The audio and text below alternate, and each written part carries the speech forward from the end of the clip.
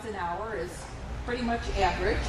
If they're in a real big rush, they maybe can get it up to 10, but they can't maintain that for very long. So if there were danger, they would have a difficult time getting away from it.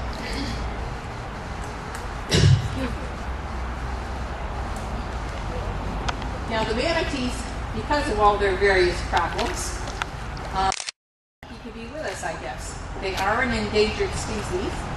They're extremely gentle creatures. They have no means of self-defense, not an aggressive bone in their body. So fortunately for them, they have no natural predators in the wild. They're not preyed upon by alligators or sharks or crocodiles. And we don't know why, but that's a good thing, because obviously enough other things can harm them. Loss of habitat is a big problem. They're big creatures. They need a big area to graze in. Unfortunately, things that have to do with people, you can probably very rarely see one either in captivity or in the wild that does not have some scarring from having been struck by a boat or boat propellers. And those that you see are really the lucky ones because they survive, and a great many of them do not. Now, if they get caught in crab traps or fishing lines and cannot get up to breathe, a manatee will drown, so that's another problem they have. And their curiosity causes them problems. They're very curious. If something's in their water, it must be investigated. And if it'll fit in their mouths, that's exactly how they do it. So if they find things in the water like foam, plastic cups, plastic straws, fishing lures, fishing line, things like that, and if they eat it, that will cause a bowel obstruction for them, and it will more than likely kill them, unless they're very lucky. So that contributes to their being still an endangered species. And being endangered, they are legally protected. And in Florida, they're protected by the Florida Fish and Wildlife Commission. Every manatee is under their direction. And they have some pretty strict rules as to what you can and cannot do with manatees. So if you're in the water somewhere where manatees are, and if you're fairly quiet in the water, not splashing a lot, jumping around, screaming, kicking, they're not real fond of that. They're probably, curiosity will get them, and at least one of them will come up and check you out. If that happens, you're allowed to touch them with one hand only. You may not try to swim along with them, chase them, surround a manatee, try to climb on them, jump on them, ride them, which are silly things that people sometimes do. You're not allowed to separate a mother from her baby or disturb them if they're eating or sleeping. And a really big no-no, you're not allowed to feed them in the wild. And there's a good reason.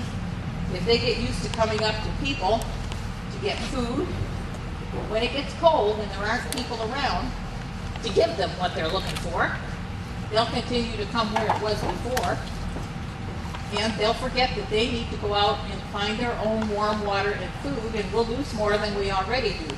So they have a really big fine if you're caught feeding manatees in the wild. So hopefully, nobody will do that. Now we have to feed them in captivity, of course. You can see they've eaten everything that might grow on the bottom of this river. So we feed them 4 times a day, about 600 pounds. It's all restaurant quality. I'm getting ready when I'm finished here. I'm going to go over and feed them in your in-ground pool. So if you want to watch them eating some more, feel free to go around the walkway. When you get past the deer, you'll see it. Now the manatees that we have in here, this one is Amanda. She's in her mid-40s. When she came in, she was badly injured and had a baby with her. Yeah. And there's an apple right there. The baby was too young to be by herself. Still here with us. And her name is Oh, you can eat that apple. And Ariel's about 35 now, so I guess she's a baby. Also, they did have males and females together at that time. And they didn't think they'd made in captivity, but Amanda proved them wrong. Betsy was born here 20 years ago and here with us. What is it you want? Do you want an apple? Ik ben wel blij dat ik het opnieuw gedaan heb. Now we also have, let's see who's there. Okay, that's Ariel. We have Lorelei, who was born at the Miami Sea Aquarium. That's why she's living with us. And we have Electra coming up on the side here. There's another Electra. Electra got caught in crab traps and badly damaged her flippers and her lungs and her back. And they really didn't think she was going to make it, but she's doing very well now. She's 17 years old. And we have, let's see, Crystal was the little one. I'm not sure where she's gone. She's pretty smart. She's going to get dinner, I'm sure. She doesn't miss a meal anymore. She was rescued and she was suffering from cold stress. She was also by herself, very small and losing weight. So when she came here, she spent some time in our manatee hot tub, which is a big beige above ground pool that we can heat up as high as we need to keep them warm. And once she started eating and doing well, she came out to be with the girls here. And as soon as she gets to 500 pounds, she's about 350 now, she'll go back to Crystal River where she was rescued from. Now, our oldest and largest is Lillian. She was here, but she's probably gone to waiting for me to get there with dinner.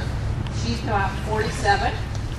She was here when the state took over the park, so this is her home, and she'll always probably live out her life here.